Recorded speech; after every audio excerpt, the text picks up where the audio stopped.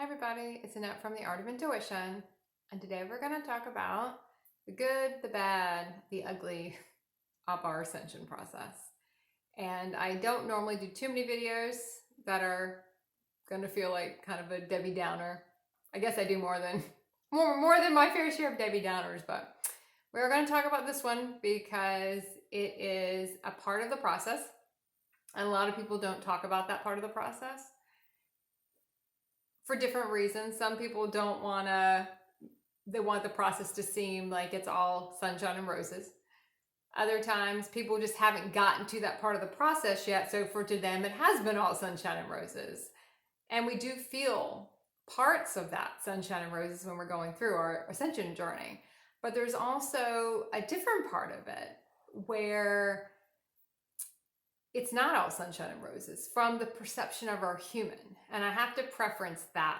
When we're in any type of miserable part of our ascension journey, it's miserable for our human. But because we still carry so much human programming and human DNA, letting go of our human stuff, no matter many times you've had to do it, it is still a frustrating part of the journey when you're in those moments. It doesn't matter, if you've been doing it for 10 years or 2 years or 10 minutes, when you're in these parts of the journey, it is not easy.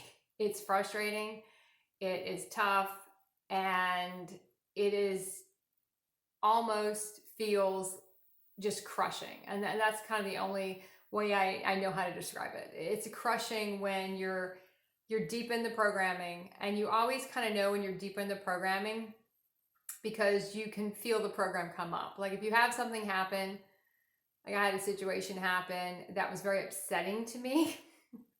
A couple things that happened. This whole February 2nd, 2022, everything was kind of leading up to that, and even the aftermath of that. And you've seen a lot of stuff go on because it's a very strong time, right?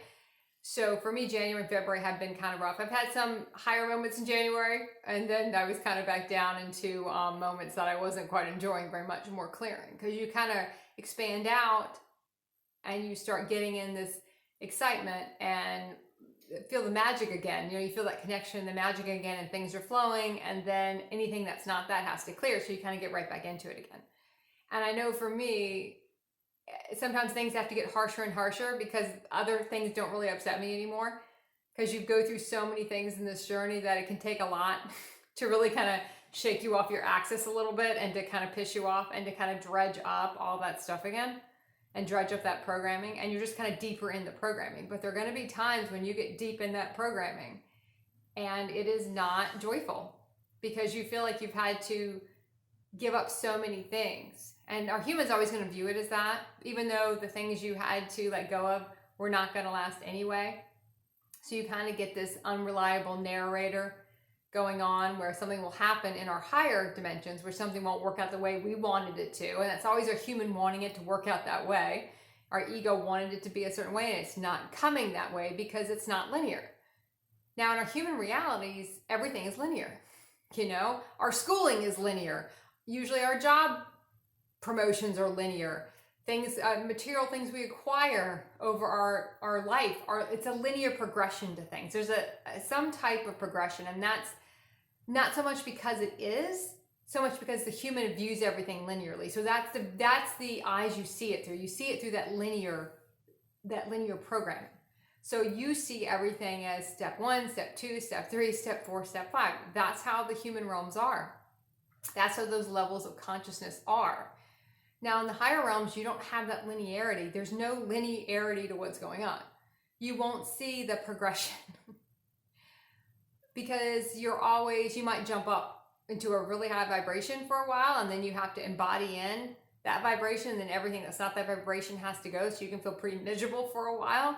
You can feel kind of, it's almost can feel like a crushing feeling, because when it's not your set point anymore, when you feel human, and you feel worry come up, or you feel distress, or you feel anger, whatever it is you're clearing, it's going to feel so distorted and so miserable, even though that's kind of the human realm every day. But because that used to be your frequency, you didn't notice what it felt like. You didn't notice how crushing it felt.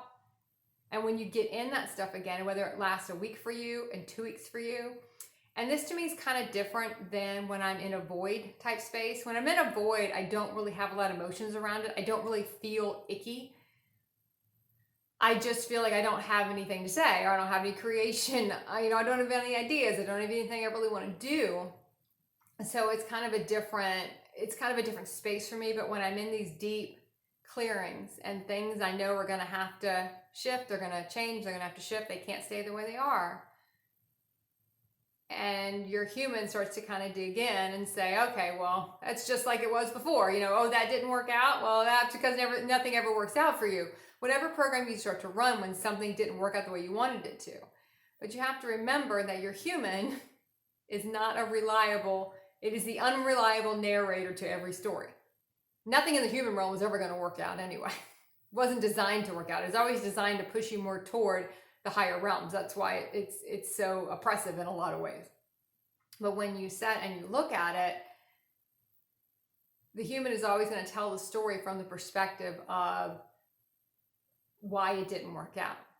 Whereas your higher aspects would have a totally different, they would narrate the story totally differently. And when you go back and try to look at a lot of these realities from a higher aspect of yourself, you're going to see a lot of reasons why they didn't work out. But you'll see that old programming starts to run because somewhere in your body, you still carry that programming. So the minute you're not seeing the linear progression, and that's, to me, been one of the most difficult things because it's just not a linear reality. It's vibrational reality. So you've always heard the saying that people grow apart over time, and that's because in our human realities, we're always ticking up our vibration, but we're ticking it up very slowly. It's very minute changes in our frequency. It takes a lot of linear time for us to really see a lot of big shifts. But in the higher realms, things shift quickly, and we shift frequencies very quickly, very fast. We jump into different frequencies, we jump into different timelines. And you don't have that slow burn, it's not that slow progression. So you might grow apart from somebody in, 2 weeks, whereas before everything was great, and now vibrationally it's not aligned anymore. And what was okay is just not, it's just not going to work. And a lot of times we'll call for certain situations so we can see the programming of the other person. We can see the programming that triggers in us, and we can also see why we're kind of had realities with that person because their programming is going to trigger ours, and we can see kind of the frequency between the two. We can kind of see how we were calling that person in that situation. And a lot of times we start calling things in and we don't know, why did it have to happen like this? Why does this have to happen this way? This is very frustrating. Why can't it just be bliss and magic like everyone says it is? And like I said, there are parts to that, but that is not the whole thing. The hardest part of this journey is working through your relationships in the higher dimensions, working through your programming, getting deeper and deeper into your programming. And it can feel heavy and it can feel harsh, and it is nothing wrong with you when that happens, because that's how it feels. Because your whole life you were trained you're built for the human realities, and these are not like that. And when things start having to go away and you feel like you've kind of given up everything you could give up, and then, oh wait, there's more, that's got to go too. You just get to a point where you're like, okay, whatever, just take it away. I can't even be too upset about it anymore. I don't have the energy. And I found that a lot for me. That was kind of the word that I kept feeling and saying to myself, like, I just don't have the energy to fight the change anymore, in a sense. And you kind of don't even realize you're fighting it. I remember I laid down maybe a week or so ago, and I could just feel the resistance in my body. I could feel how resistant I was to the changes, how resistant I was to things going to be shifting. And you really don't feel it until okay, now you've had a bigger uptick, and now you have to get rid of all this stuff. So you're going to trigger things to get rid of all this stuff. Things that are normally very calm and easy in your life aren't going to be. You're going to have to either let things shift organically. You're going to have to sometimes push the shift, in a sense, and know this is something you're going to have to do to shift a reality. Sometimes you're going to think about, okay, do I want to try to realign it? Sometimes you're going to know it just has to go. So no matter where you are in these places, know that ascension is not easy. And like I said, anyone who says it's easy, they're just not in the parts yet that aren't easy. They're still in the beginning phases of it, because there are a lot of times in this when you're working through programming, and if you have a lot of resistance, which I think all of us do, I know I do, it's not an easy thing to do. That's why it has to be certain times in your life, certain times in people's DNA when it's time for them. Because other times in their human existence, it wasn't going to fit. It wasn't time for them yet. So do not judge. If you are not in bliss and magic, and if you are, enjoy those times. Enjoy that time of the process. Because there will be times later on when you won't be.